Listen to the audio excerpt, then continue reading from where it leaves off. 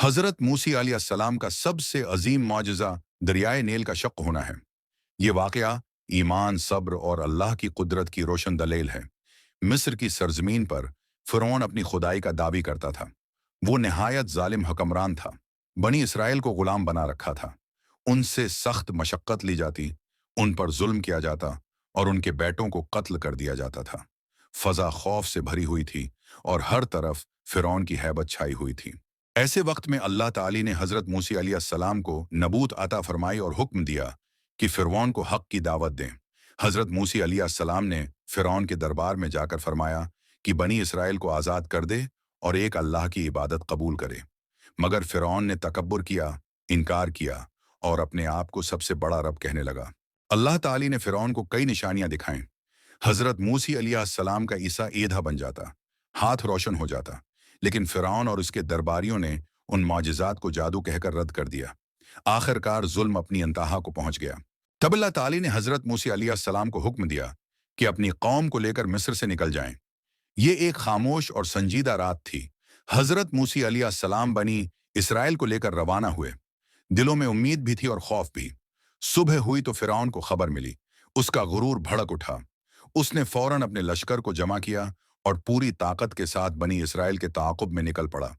घोड़ों की टापों से जमीन कांप रही थी और लश्कर का शोर फजा में गूंज रहा था। चलते चलते बनी इसराइल समंदर के किनारे पहुंच गए। सामने वसीया और गहरा समंदर था, पीछे फिरौन का मसलह लश्कर। लोग सख्त घबरा गए। उन्होंने हजरत मूसी अलैहिस्सलाम से कहा, अब तो हम पकड़े जाएंगे। ये लम्हा आजमाइश का था। खौफ हर दिल में था, लेकिन हजरत मूसी अलैहिस्सलाम का यकीन मजबूत था।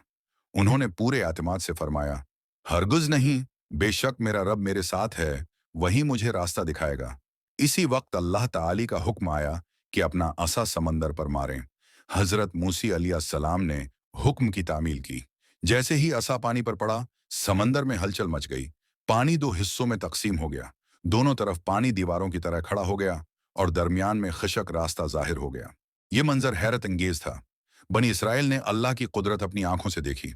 हजरत मूसी अलैहिस्सलाम अपनी कौम को लेकर इस खशक रास्ते से गुजरने लगे। हर कदम पर ईमान और यकीन बढ़ता जा रहा था। जब सब लोग पार पहुंच गए तो फिरौन भी अपने गुरूर में इसी रास्ते पर दाखिल हो गया। उसे यकीन था कि वो अपनी ताकत से सब कुछ कर सकता है। मगर जैसे ही वो और उसका लश्कर दरमियान में पहुंचा, अल्लाह ताली ने पानी को दोबारा मिलने का हुक्म दिया। समंदर की लहरें जोर से वापस आईं। पानी ने फिरौन और उसके लश्कर को चारों तरफ से घेर लिया।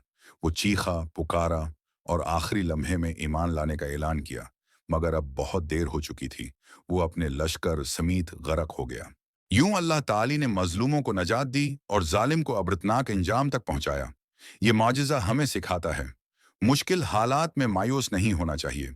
अल्लाह पर कामिल भरोसा रखना चाहिए। ईमान वाला कभी तन्हा नहीं होता और जुल्म का अंजाम हमेशा तबाही होता है। ये वाक़या क़यामत तक आने वाली इंसानियत के लिए एक रोशन सबक है कि अल्लाह की मदद उस वक्त आती है जब बंदा कामिल यकीन और सब्र के साथ उस पर भरोसा रखता है।